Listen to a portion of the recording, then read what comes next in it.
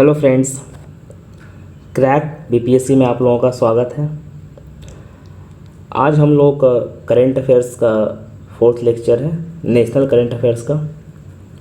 हम लोग इसमें दिसंबर 2023 का करंट अफेयर्स कवर करेंगे।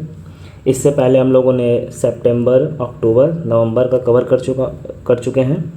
दोनों, बिहार का और नेशनल का, दोनों का सेपरेट हम लोगों ने कवर किया है, तो आप जाके वो वीडियो देख सकते हैं। साथ ही साथ हम लोग बिहार स्पेशली कवर कर रहे हैं, आप प्लेलिस्ट में जाकर चेक कर सकते हैं, आपको मिल जाएगा। तो चलिए करंट अफेयर्स की तरफ बढ़ते हैं आज का।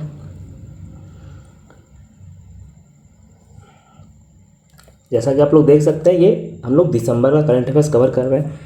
ये ना कि सिर्फ 70th बीपीएससी, जितने भी बिहार के एग्ज़ाम है, जैसे बिहार का जो टीचर का एग्ज़ाम होता है, या फिर बिहार का एसआई, या फिर यूपी पीसीएस, जो भी स्टेट पीसीएस एग्ज़ाम है, हम लोगों ने हर एग्ज़ाम को देखते हुए हम लोगों ने ये करंट अफेयर्स का पीडीएफ बनाया है डिफरेंट सोर्सेज से। लाइक हम लोगों ने विजन का सोर्स कवर किया है, वाजीराम का हम लोगों ने देखा है, दृष्टि का देखा है, जितना भी जो भी मार्केट में बड़े बड़े जो कोचिंग्स हैं, उसका जो भी करंट अफेयर्स आता है, हम लोगों ने सबका करंट अफेयर्स देख के हम लोगों ने कंपाइल किया है। द हिंदू से कंपाइल किया है, न्यूज़पेपर से कंपाइल किया है, तो बहुत सारे सोर्सेज से कंपाइल किया और एकदम एग्जॉस्टिव किया है।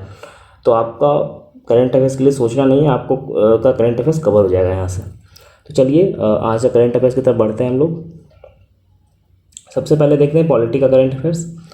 अभी हम लोग ने हाल में देखा था कि क्रिमिनल लॉ जो भी रिफॉर्म्स आया है वो बहुत न्यूज़ में था। तो ये आया था दिसंबर के टाइम पे, ये हम लोग डिटेल में कवर करेंगे। अभी मैं बस नाम बता देता हूँ कि कौन सा लॉ किसे रिप्लेस किया था, क्योंकि अब एक वीडियो में कवर करना मंथली वाले में फिर बहुत लंबा हो जाएगा। इसलिए जो भारतीय न्याय संहिता है, ये इंडियन पीनल कोड, पीनल का मतलब पहले क्या था कि पीनल मतलब आपको सज़ा दिया जाएगा, तो अब सज़ा को हटा करके न्याय कर दिया गया। ये ट्रिक है, इसे ध्यान रखिएगा। मान लीजिए मैच द फॉलोइंग पूछ जाएगी कौन सा लॉ किसे रिप्लेस किया है, तो पहले पीनल था, तो पीनल को हटा के अब क्या है कि अब सज़ा नहीं, आपको अब न्याय दिया जाएगा। अब अंग्रेज़ के टाइम पे था तो अंग्रेज़ तो सज़ा ही देगा, न्याय तो देगा नहीं। लेकिन अब जब हम लोग आज़ाद हैं और ये नया भारत का लॉ है, तो हम लोग इसमें न्याय की बात करते हैं। अब दूसरा देखिए, अब जो सीआरपीसी था, जो कोड ऑफ क्रिमिनल प्रोसीजर था, अब इसमें था क्या कि जैसे आपने कोई क्राइम किया है किसी ने, तब उसका क्या प्रोसीजर होगा, क्या प्रोसीजर होगा, कैसे प्रोसीजर फॉलो होगा उसे सज़ा दिलाने में। तो ये अंग्रेज़ के टाइम का था, लेकिन अब इसे चेंज क्या कर दिया गया कि सुरक्षा संहिता कर दिया गया कि जैसे मान लीजिए किस तरीके से सुरक्षा प्रदान किया जाएगा हमारे नागरिकों को, अब ये कर दिया गया है। और थर्ड था एविडेंस एक्ट 1972, और भारतीय साक्ष्य अधिनियम कर दिया गया इसे साइन करके। 1968 ये मैकॉले का था, आप लोग सबको पता ही होगा, जो मैकॉले मिनट है उसके तर्ज पे था। जो 1835 में मैकॉले का जो लॉ आया था, तो उस पर बेस्ड था। ये है इलेक्शन कमीशन का, तो ये बहुत इम्पॉर्टेंट है। इलेक्शन कमीशन का बहुत इम्पॉर्टेंट है, आप इसे वीवीआई लगा लीजिए और एक क्वेश्चन तो रख ही लीजिए यहाँ से, एक क्वेश्चन गारंटेड, एक क्वेश्चन। अब इसका स्टोरी क्या है कि आर्टिकल 24 इसमें दिया हुआ है कि इलेक्शन कमीशन का अपॉइंटमेंट को लेकर के कि पार्लियामेंट लॉ बनाएगी, उसके अकॉर्डिंग फिर प्रेसिडेंट अपॉइंट करेगा। तो पार्लियामेंट ने लॉ बनाया नहीं था अभी तक, तो फिर सुप्रीम कोर्ट में ये मामला गया। तो सुप्रीम कोर्ट ने अनूप बनवाल केस, ये बहुत इंपॉर्टेंट केस है, ये एकदम वीवीआई लगा लीजिए। अनूप बनवाल केस बहुत इंपॉर्टेंट है। उसमें उन्होंने रूलिंग दिया कि एक कमेटी होगा, कमेटी में कौन कौन होंगे, तो पीएम होगा, leader of opposition and CJI, इन तीनों का एक कमेटी होगा, और फिर ये कमेटी एक नाम रिकमेंड करेगी प्रेसिडेंट को, और फिर प्रेसिडेंट चुनेगा। ठीक, तो ये सुप्रीम कोर्ट का जजमेंट था। लेकिन पार्लियामेंट ने क्या किया कि उसमें थोड़ा मॉडिफिकेशन कर दिया। पार्लियामेंट ने क्या किया कि बनाया कि एक सर्च कमेटी होगा पहले। अब वो सर्च कमेटी एक पैनल ऑफ 5 लोगों का नाम वो करेगी, ढूंढेगी, मान लीजिए कि प्रिपेयर करेगी। ठीक, अब इस सर्च कमेटी को हेड कौन करेगा, तो लॉ मिनिस्टर हेड करेंगे, और 2 वैसे मेंबर जिनका रैंक सेक्रेटरी से नीचे ना होगा, मतलब सेक्रेटरी के रैंक का होगा या फिर ऊपर होगा। ये 3 लोग मिलके 5 नाम ढूंढेंगे, और इन 5 नाम में से जो सिलेक्शन कमेटी होगा पीएम का, लीडर ऑफ अपोजिशन का और एक यूनियन कैबिनेट जो कि अपॉइंट होगा पीएम से। तो इन 5 नामों को सिलेक्शन कमेटी क्या करेगी कि इन 5 नामों में से सिलेक्शन कमेटी नाम रिकमेंड करेगी प्रेसिडेंट को, और फिर प्रेसिडेंट उस नाम को उस नाम पे मुहर लगाएंगे या फिर उसे इलेक्शन कमिश्नर बनाएंगे। ठीक, तो ये है पहले सर्च कमेटी 5 नाम फाइनलाइज करेगी, फिर ये 5 नाम सिलेक्शन कमेटी के पास जाएगा। सिलेक्शन कमेटी के मेंबर है PM, leader of opposition and union cabinet minister. अब ये लोग करेंगे। ठीक, अब हम लोग देख लेते हैं कि सैलरी होगा, ये सुप्रीम कोर्ट के जज के बराबर सैलरी होता है इलेक्शन कमीशन का, ये ध्यान रखिएगा। इससे फैक्चुअल पूछता है। टेन्योर क्या है तो 6 साल है या फिर 65, या तो आप 6 साल या फिर 65 साल। अगर आपका एज 65 साल हो गया है, मान लीजिए इलेक्शन कमिश्नर को है, उनका एज 65 साल हो गया है तो वो रिटायर हो जाएंगे खुद, या फिर 6 साल टेन्योर रहता है। ये री अपॉइंट नहीं हो सकते हैं, दोबारा अपॉइंटमेंट इनका नहीं होगा। अगर एक बार आप इलेक्शन कमिश्नर बन गए तो फिर आपका दोबारा रीअपॉइंटमेंट नहीं होगा। रिमूवल है, सुप्रीम कोर्ट का जज का जैसे रिमूवल होता है सेम प्रोसीजर फॉलो किया जाएगा रिमूवल में। और जो सीईसी का और इलेक्शन कमिश्नर का रिमूवल में जो सीईसी है, जो चीफ इलेक्शन कमिश्नर है, उनका रिकमेंडेशन लगेगा कि वो रिकमेंड करेंगे। बाकी ये दोनों जो सीईसी है या ईसी है अपना कभी भी रेजिग्नेशन प्रेसिडेंट को दे सकते हैं लिख करके, कि प्रेसिडेंट अपॉइंट करता है तो इसलिए प्रेसिडेंट को रेजिग्नेशन देंगे कि ठीक है भाई अब मुझे काम नहीं करना है, तो इसलिए। नेक्स्ट देखते हैं, महाराष्ट्र पहला स्टेट है जो लोकायुक्त इस्टेब्लिश किया था 1971 में। न्यूज में इसलिए कि महाराष्ट्र ने कुछ अमेंडमेंट किया है, लोकायुक्त जो इनका बिल है उसमें कुछ अमेंडमेंट किया था, वो इम्पॉर्टेंट नहीं था, ये जानिए कि पहला स्टेट महाराष्ट्र था। अब हम लोग नेक्स्ट आते हैं आईआर की तरफ, इंटरनेशनल रिलेशन का देखते हैं। पॉलिटिकल साइंस में उतना ही था। गल्फ कॉपरेशन काउंसिल, ठीक, ये न्यूज में था, इंडिया के साथ कुछ डील साइन हुआ है, वो इंपॉर्टेंट नहीं है डील उतना डिटेल में। आप ये जान लीजिए कि गल्फ कॉपरेशन काउंसिल में कितने कितने मेंबर्स हैं। तो इसमें 6 मेंबर्स हैं टोटल। 6 मेंबर्स कौन से हैं? Saudi Arabia, UAE, Qatar, Kuwait, Oman and Bahrain, ये 6 मेंबर हैं। अब ध्यान क्या रखेगा कि ईरान और इराक इसका मेंबर नहीं है। ईरान और इराक इसका मेंबर नहीं है। एग्जाम में आपको मान लीजिए ऑप्शन दे देता है 5-6 नाम, और अगर इराक और इराक का नाम दे दे तो आपको ध्यान रखना है। इस्टेब्लिश कब हुआ था? 1981 में हुआ था। ऑफिशियल लैंग्वेज अरबिया, इतना इंपॉर्टेंट नहीं है। नाम याद रखिए कौन कौन सा मेंबर है, ये ज़्यादा इंपॉर्टेंट है। नेक्स्ट हम लोग देते हैं इंटरनेशनल मैरीटाइम ऑर्गेनाइजेशन। अभी इंडिया को हाल में री इलेक्ट किया गया है आईएमओ काउंसिल में, अब 2024-25 के लिए। ये ध्यान रखिए, ये इंपॉर्टेंट है। इंडिया को री इलेक्ट किया गया है आईएमओ में। हम लोग थोड़ा एक्स्ट्रा इन्फॉर्मेशन देख लेते हैं। अब ये इस्टेब्लिश किया कब हुआ था? तो 1948 में, 1948 में ये इस्टेब्लिश हुआ था। ये यूएन स्पेशलाइज एजेंसी है, ये ध्यान रखिएगा, और 175 मेंबर है। ठीक, अभी इंडिया इसमें री इलेक्ट हुआ है तो पूछने के चांसेस ज़्यादा है ये। नेक्स्ट हम लोग देखते हैं, अभी हाल में इंडिया और ओमान एक विजन डॉक्यूमेंट साइन किया है। अब क्वेश्चन आपका ऐसे आएगा कि कौन से 2 country a partnership for future, ये एक पार्टनरशिप फॉर फ्यूचर एक विजन डॉक्यूमेंट है, ये साइन किया है। तो साइन किसने किसने किया है? तो इंडिया एंड ओमान ने, ये ध्यान रखिएगा, ये दोनों कंट्री ने साइन किया है। नेक्स्ट हम लोग देखते हैं कोलंबो सिक्योरिटी कॉन्क्लेव। ये कॉन्क्लेव क्या है कि जो भी सिक्योरिटी एडवाइज़र होते हैं, एनएसए, जो नेशनल सिक्योरिटी एडवाइज़र होता है, जैसे इंडिया का मोदी जी का कौन है तो अजीत डोभाल जी हैं, तो इन लोगों का एक मीटिंग होता है, मतलब एनएसए लेवल का मीटिंग है ये।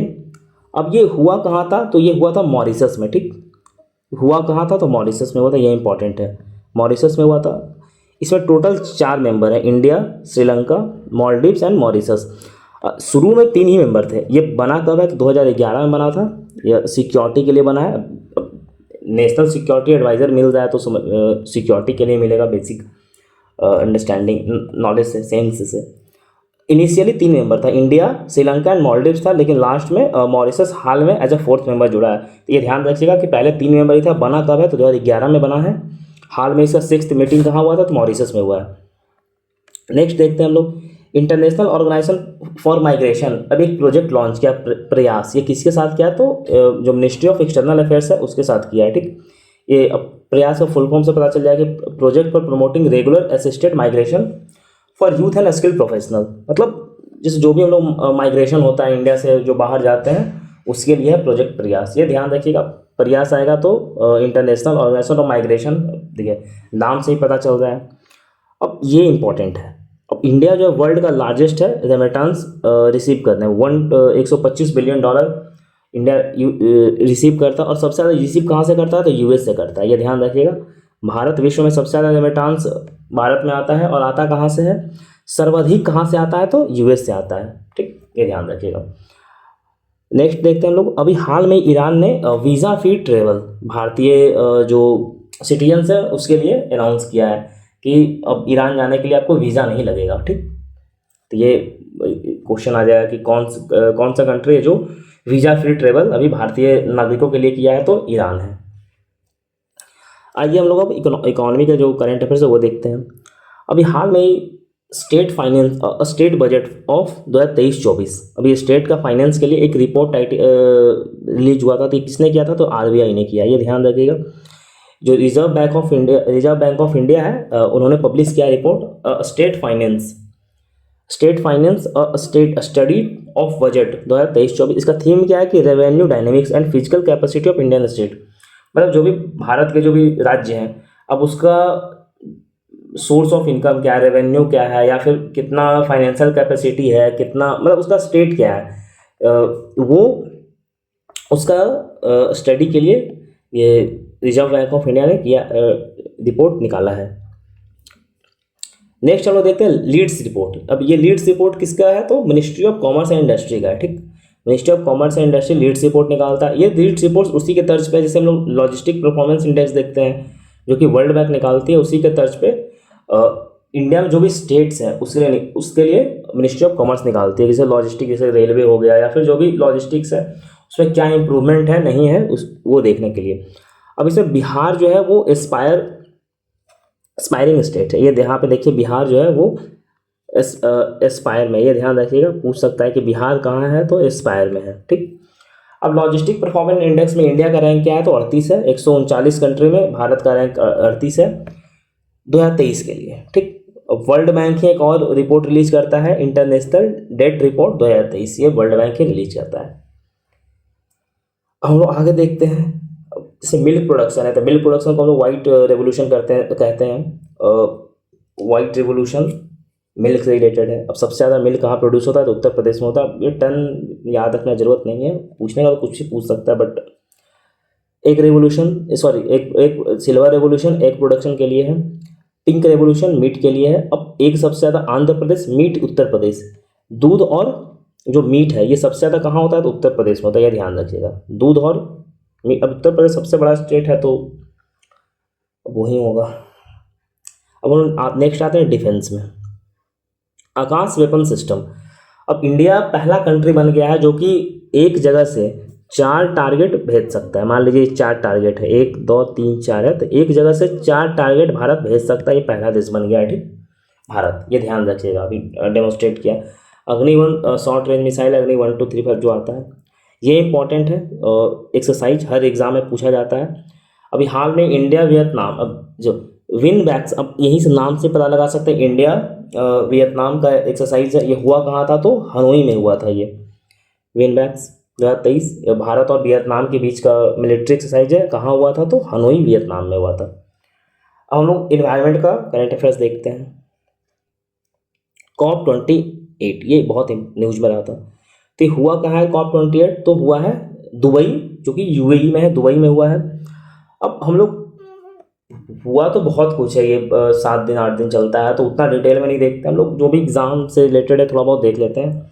अब इसमें loss and damage fund operationalise हुआ है। ये लॉस एंड डैमेज फंड बना था COP27 में ही, लेकिन ये ऑपरेशनलाइज कब हुआ है, मतलब इसको इफेक्टिव में कब लाया गया है तो COP28 से में लाया गया। और ये है क्या तो जैसे जो भी कंट्री है, वल्नरेबल कंट्री है क्लाइमेट चेंज से, जैसे कहीं बाढ़ आ रहा है या फिर कोई भी क्लाइमेट चेंज के कारण कोई प्रॉब्लम्स आ रही है एनवायरनमेंट को लेके, तो वहाँ मिटिगेशन के लिए फंड देगी, ठीक।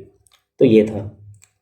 नेक्स्ट देखते हैं। अब भारत जो है ग्लोबल रिवर सिटी अलायंस, ये भारत ने अभी लॉन्च किया है। साथ ही साथ ग्लोबल ग्रीन क्रेडिट इनिशिएटिव भी भारत का है, ये साथ में किया है। अब ग्लोबल ग्रीन क्रेडिट इनिशिएटिव क्या आती है, एक मतलब प्लेटफॉर्म डायलॉग के लिए देगा, जैसे कि आप वहाँ पर जाइए बातचीत कीजिए, या फिर कोई भी अगर आपके पास इनोवेटिव प्रोग्राम्स है एनवायरनमेंट को लेकर के तो वो डिस्कस करिए, ठीक। नेक्स्ट हम लोग देखते हैं ग्लोबल कूलिंग वॉच रिपोर्ट। अब ये किसका रिपोर्ट है? तो ये यूनाइटेड नेशन एनवायरनमेंट प्रोग्राम का, यूएनईपी का रिपोर्ट है। ये ग्लोबल कूलिंग वॉच रिपोर्ट किसका है? तो यूएनईपी का है। ठीक, ग्लोबल क्लाइमेट एक 2011 से लेकर 2020 तक ये डब्ल्यूएमओ ने ये रिपोर्ट निकाला है। ये इंपॉर्टेंट है, नाम याद रखिए। ये सब देखिए, इन सब का आपको ऐसा कोई लॉजिक तो है नहीं याद करने का। अगर आपसे रिपोर्ट पूछा तो आपको रटना ही पड़ेगा, तो आप नाम बस सुन लीजिए वीडियो को एक बार दो बार, तो आपको वैसे ही नाम याद हो जाएगा। ग्लोबल क्लाइमेट 2011 से 20 साल का रिपोर्ट है, ये डब्ल्यूएमओ ने निकाला है।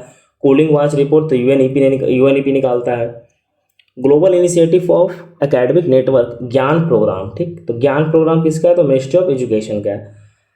ज्वाइंट टीचिंग प्रोग्राम है ये ज्ञान प्रोग्राम। अब एग्जाम में पूछ देगा ज्ञान प्रोग्राम किसका इनिशिएटिव है, 4 आपको ऑप्शन दे देगा, तो इसमें मिनिस्ट्री ऑफ एजुकेशन करना है। नेक्स्ट देखते हैं हम लोग, राजस्थान का जो फर्स्ट स्नेक पार्क है, ठीक, ये कहाँ खुला है? तो कोटा में खुला है। ये ध्यान रखिएगा, राजस्थान का पहला स्नेक पार्क कहाँ खुला है? तो कोटा में खुला है। अब जल इतिहास उत्सव ये कहाँ मनाया गया था? तो दिल्ली में मनाया गया था। ये ध्यान रखिएगा, जल इतिहास उत्सव कहाँ मनाया गया था? तो दिल्ली में मनाया गया था। आइए हम लोग साइंस एंड टेक्नोलॉजी की तरफ चलते हैं।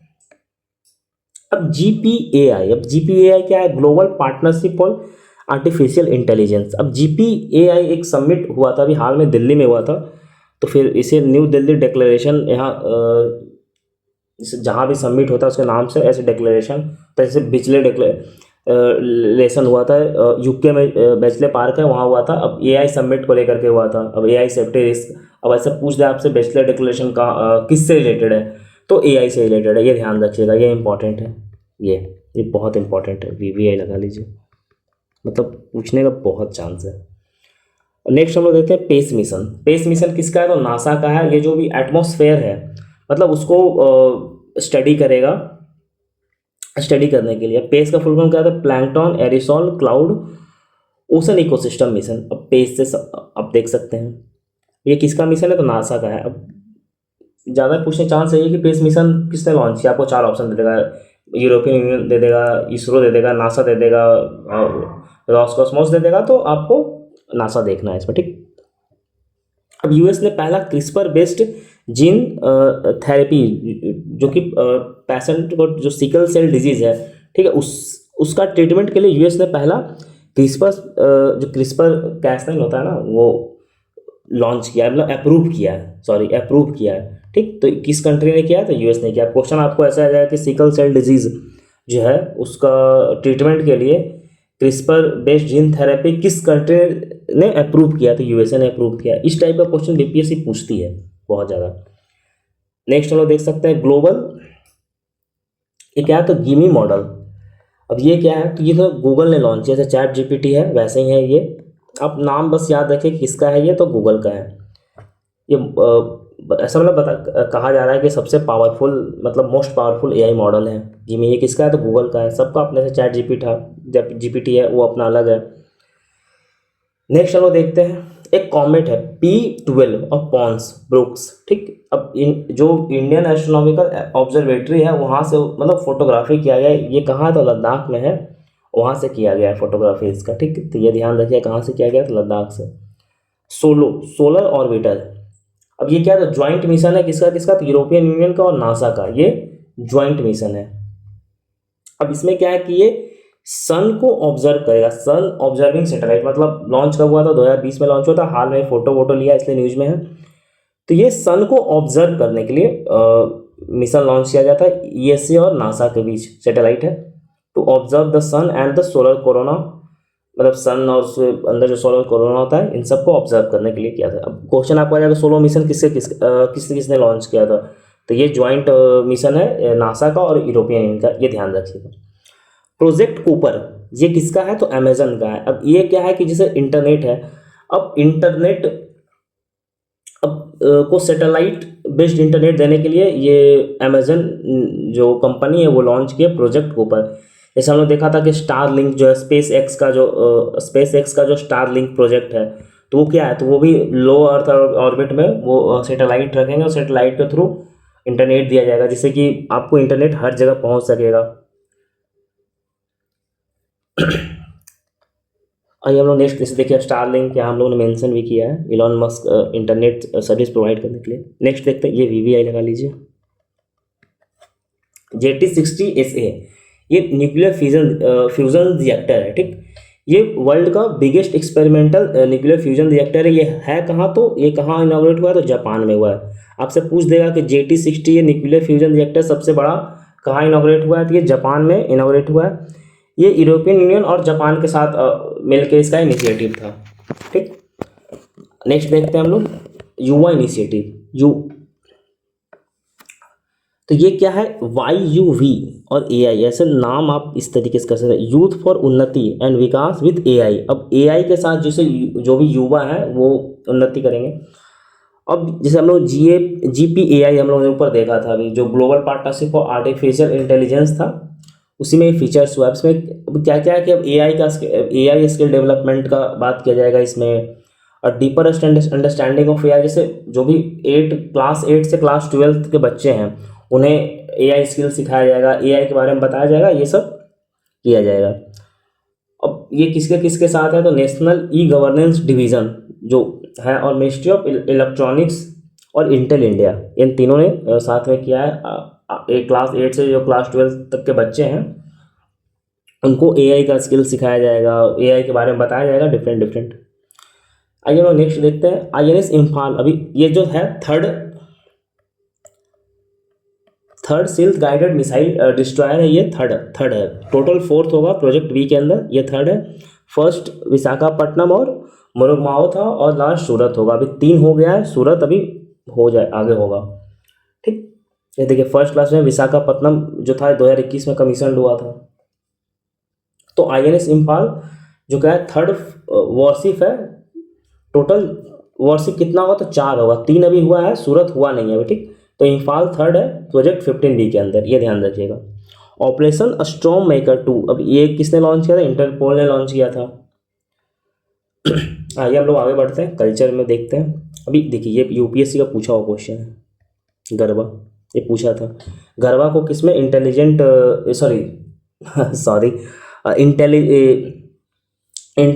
इंटेलिजिबल कल्चरल हेरिटेज में इसको डाला गया है, जो यूनेस्को का लिस्ट है उसमें डाला गया है गरबा को। तो ये याद रखिएगा किसे डाला गया, UPSC का पूछा हुआ क्वेश्चन है। 2024 में जो प्री हुआ था उसमें UPSC ने पूछा था ये क्वेश्चन गरबा को लेकर के, गरबा भी ऑप्शन में था। Intangible cultural heritage of humanity जो यूनाइटेड नेशन यूनेस्को का है उसमें ऐड किया गया है। नेक्स्ट देखते हैं हम लोग मेघालय का 4 प्रोडक्ट को GI टैग दिया गया है। एक है लकंदोंग टर्मरिक, ये इंपॉर्टेंट है, ये पूछने का बहुत चांस है ये टर्मरिक को लेकर के, कहाँ का है, तो मेघालय का GI टैग दिया गया। गारो डकमांडा जो ट्रेडिशनल ड्रेस है गारो ट्राइब का। नई पॉटरी ब्लैक पॉटरी है, जयंतिया हिल्स डिस्ट्रिक्ट में ये है। ये सब है मेघालय में, गारो खासी जयंतिया, हम लोग ज्योग्राफी में पढ़ते हैं, जो माउंटेन रेंज है। गारो चू बिच्ची ये एक ट्रेडिशनल राइस है, मतलब अल्कोहलिक बेवरेज है सब उसके साथ में, ये इसे भी GI टैग मिला है। ये GI टैग आप लोग देख लीजिएगा। और फर्स्ट टर्मरिक वाला इंपॉर्टेंट है। इंटरनेशनल गीता महोत्सव अभी हाल में कुरुक्षेत्र में हुआ था, ये सब ऑनलाइनर है, मैं पढ़ दे रहा हूँ, इसमें ज़्यादा कोई लॉजिक तो लगाना है नहीं। संस्कृत उत्सव 2023 अभी कहाँ ऑर्गेनाइज हुआ था, UP में ऑर्गेनाइज हुआ था, ये ध्यान रखिएगा। अभी फर्स्ट टाइम जो है ना, जैसे हम लोग नॉर्मली खेलो इंडिया प्रोग्राम होता है, लेकिन ये पारा ओलंपिक है, जो भी दिव्यांग हैं उनके लिए, तो फर्स्ट एडिशन हुआ था। इसमें टोटल 7 स्पोर्ट्स इंक्लूड किए गए थे, पारा आर्चरी, पारा एथलेटिक, पारा बैडमिंटन, पारा टेबल टेनिस, पारा पावर लिफ्टिंग, फुटबॉल है, पारा शूटिंग। इसका मैस्कॉट क्या था, तो उज्जवल मैस्कॉट था, स्पैरो। हरियाणा इसमें टॉप किया है, ठीक, ये ध्यान रखिएगा। सेकेंड पे उत्तर प्रदेश है, बिहार का हम लोग सेपरेट कवर कर लेंगे, होगा तो हम लोग वैसे भी स्पोर्ट्स सेपरेट ही कवर करेंगे, उतना जान ही डिटेल में यहाँ पे। प्राइजेस में देख लेते हैं। बुकर प्राइज अभी हाल में ही मिला है, किसे मिला है, तो पॉल लिंच को मिला है प्रॉफिट सॉन्ग के लिए। इनका नोवेल एक है प्रॉफिट सॉन्ग, उसके लिए मिला है पॉल लिंच को 2023 का Booker prize. Sahitya Akademi award, ये देखिए प्राइज इंपॉर्टेंट है, प्राइज एज अ होल ही इंपॉर्टेंट है, एक आध क्वेश्चन तो BPSC मतलब पूछती है। साहित्य अकादमी अवार्ड जो 2023 है, ये टोटल 24 लैंग्वेज में दिया जाता है, 22 लैंग्वेज तो जो हमारा 8th शेड्यूल में है, और 2 लैंग्वेज, एक इंग्लिश एंड एक राजस्थानी, इन दोनों लैंग्वेज को मिलाकर के 24 हो जाता है। 24 लैंग्वेज को में दिया जाता है। हिंदी के लिए संजीव को मिला है मुझे पहचानो, ठीक। इनका नॉवल है। इंग्लिश में मिला है नीलम शरण गौर को मिला है। अब नॉवल इनका का नाम क्या, रेक्विएम इन राग जानकी, इनके लिए मिला है नीलम शरण गौर जी को। अब हम लोग देखा कि 22 लैंग्वेज राजस्थानी में दिया था। जो साहित्य अकेडमी अवार्ड है ये सेकेंड हाईएस्ट लिटरेरी अवार्ड है, सेकेंड हाईएस्ट लिटरेरी अवार्ड है ज्ञानपीठ अवार्ड के बाद लिटरेचर में, ये ध्यान रखिएगा। 33वां व्यास सम्मान किन्हें मिला है, तो पुष्पा भारती को मिला है। यादें यादें यादें किताब के लिए मिला है, ये ध्यान रखिएगा। किन्हें मिला है, तो पुष्पा भारती को मिला है। यादें यादें और यादें बुक के लिए मिला है। Indira Gandhi peace prize Daniel Barenboim को मिला है। अली अबू दोनों को साथ में दिया गया है इंदिरा गांधी पीस अवार्ड। अब ये मतलब पीस से रिलेटेड अब इन्होंने काम किया था। इजराइल और पैलेस्टीन जो बहुत चल रहा है, कॉन्फ्लिक्ट चल रहा है, उसमें नॉन वायलेंट रेजोल्यूशन इन्होंने लाया था, मतलब वॉर के लिए। तो ये इंपॉर्टेंट है, ये उतना इंपॉर्टेंट नहीं, ये ज़्यादा इंपॉर्टेंट है। कैंपेगौड़ा इंटरनेशनल एयरपोर्ट जो बैंगलोर का है, वर्ल्ड का सबसे खूबसूरत एयरपोर्ट घोषित किया गया है, ये ध्यान रखिएगा। जो यूनेस्को का प्रिक्स वर्सलीज है उसमें ऑनर्ड हुआ है, मतलब अवार्ड दिया गया है। विश्व का सबसे खूबसूरत इसका टर्मिनल 2 है, उसे ध्यान रखिएगा। अब इतना डीप टर्मिनल 2 तो नहीं पूछेगा, बट किससे मिला है, तो कैंपेगौड़ा इंटरनेशनल एयरपोर्ट जो कि बैंगलोर में है उसे मिला है, ठीक। अब आगे हम लोग इंपॉर्टेंट डेज देख लेते हैं। वैसे तो इससे भी ज़्यादा डेज है, बट हम लोग ने इंपॉर्टेंट ही देखा है। 1 दिसंबर जो 1 दिसंबर होता है उसमें वर्ल्ड एड्स डे हम लोग मनाते हैं। थीम क्या था, तो लेट कम्युनिटीज़ लीड। 10 दिसंबर को ह्यूमन राइट डे मनाते हैं। थीम क्या था, तो freedom equality justice for all, ये ह्यूमन राइट डे का थीम था 2023 का। 16 दिसंबर विजय दिवस मनाया जाता है, जैसे भारत ने जब बांग्लादेश को आज़ाद करवाया था और पाकिस्तान पर हम लोग का जीत हुआ था, तो उसके लिए मनाया जाता है। 24 दिसंबर को कंज्यूमर डे मनाते हैं। 25 दिसंबर को गुड गवर्नेंस डे मनाते हैं। अटल बिहारी वाजपेयी जो हमारे फॉर्मर प्राइम मिनिस्टर थे, उनके बर्थ एनिवर्सरी पे 26 दिसंबर बील बार दिवस मनाया जाता है, जो सेक्रीफाइस दिया था उन्होंने जोरावर सिंह जी ने और साहिवाल फतेह सिंह जी ने, उसके लिए वीर बाल दिवस मनाया जाता है। अब एक माउंट उलुगुन वॉल्केनो है, ये अभी हाल में ही इरप्ट हुआ था, तो इसके लिए जो भी वहाँ पे प्रॉब्लम्स आया था, तो भारत ने एड भेजा था, यहाँ इंडिया ने एड भेजा था, तो इसलिए ये इंपॉर्टेंट है। न्यू पापुआ गिनी में है, ये ध्यान रखिएगा कि माउंट उलावुन है कहाँ, तो ये है न्यू पापुआ गिनी में है, पापुआ न्यू गिनी, ऐसे याद रखिए। अब करंट अफेयर्स कंप्लीट हो गया। हम लोग एक बार जल्दी से जो भी इंपॉर्टेंट प्लेसेस न्यूज़ है वो देख लेते हैं, ठीक। जो इंपॉर्टेंट है वही देखेंगे। अभी हाल में गुरुग्राम में पोर्टेबल हॉस्पिटल जो है फर्स्ट गुरुग्राम में खोला गया है। अभी इंदौर में जो अभी साइक्लोन मीचुंग जो आया था, अब इसका नाम जो है ना, माईचुंग नाम म्यांमार ने दिया, ये ध्यान रखिएगा, नाम पूछता है कभी कभी। ये आया कहाँ था, तो बे ऑफ बंगाल में आया था, तमिलनाडु आंध्र प्रदेश इधर आया था।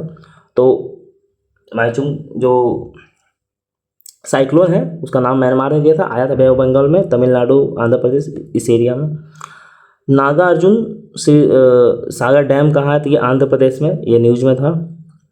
पूर्ण डैम वाइल्ड लाइफ सेंचुरी ये हिमाचल प्रदेश में है, हिमाचल प्रदेश और ये यहाँ का पंजाब के बॉर्डर पे है। इसे इको सेंसिटिव जोन डिक्लेयर कर दिया गया, ठीक, ये ध्यान रखिएगा। ये 3-4 इंपॉर्टेंट था। एक बन्नी ग्रासलैंड गुजरात में, ये ध्यान रख लीजिएगा। कलकक्कड़ मंदनथुरई तमिलनाडु में है, ये एक नया प्लांट स्पीसीज डिस्कवर्ड हुआ है यहाँ, टाइगर रिजर्व ये है। हम लोग वर्ल्ड का देख लेते हैं, जो इंपॉर्टेंट होगा वही हम लोग देखेंगे, सब नहीं देखेंगे, ठीक। तो ये इंपॉर्टेंट है नेपाल, ये वीवीआई लगा लीजिए। सबसे इंपॉर्टेंट मेरे को यही लगा है, नेपाल जो साउथ एशियन कंट्री में पहला देश बन गया जो सेम सेक्स मैरिज को अलाउ किया है, ये बहुत इंपॉर्टेंट न्यूज़ है। उसके बाद फिर एज सच कोई मुझे इंपॉर्टेंट न्यूज़ दिख नहीं रहा वर्ल्ड वाले में, यही सबसे इंपॉर्टेंट न्यूज़ था। अब ये देख लीजिए, वेनेजुएला गुइनिया का बॉर्डर टेंशन चलता है, तो पूछ सकता है कि वेनेजुएला का बॉर्डर टेंशन गयाना पढ़ते हैं इसे, गुनिया में बोल रहा हूँ, गयाना के साथ है, ये ध्यान रखिएगा। बाकी एज सच कोई इंपॉर्टेंट नहीं है। और हमारा आज का जो करंट अफेयर्स का सेशन था यहीं समाप्त होता है। आपको इसका PDF टेलीग्राम पे मिल जाएगा। टेलीग्राम का लिंक मैं कमेंट बॉक्स में पिन कर दूंगा, आप वहाँ से जाकर टेलीग्राम से जुड़िए, आपको इसका PDF फ्री मिल जाएगा। इसके साथ साथ हम लोग बिहार करंट अफेयर्स और नेशनल करंट अफेयर दोनों कवर कर रहे हैं, दोनों फ्री ऑफ कॉस्ट है, दोनों का PDF आपको टेलीग्राम पे मिल जाएगा। तो चलिए, लेक्चर देखने के लिए धन्यवाद। अच्छा लगा तो लाइक कीजिए और कमेंट करके बताइए हम लोग क्या बेहतर कर सकते हैं। और अगर आप नए हैं, फर्स्ट टाइम वीडियो देख रहे हैं, तो चैनल को सब्सक्राइब कर लीजिए, हम लोग को मोटिवेशन मिलेगा थोड़ा और बेहतर काम करने का। चलिए, धन्यवाद।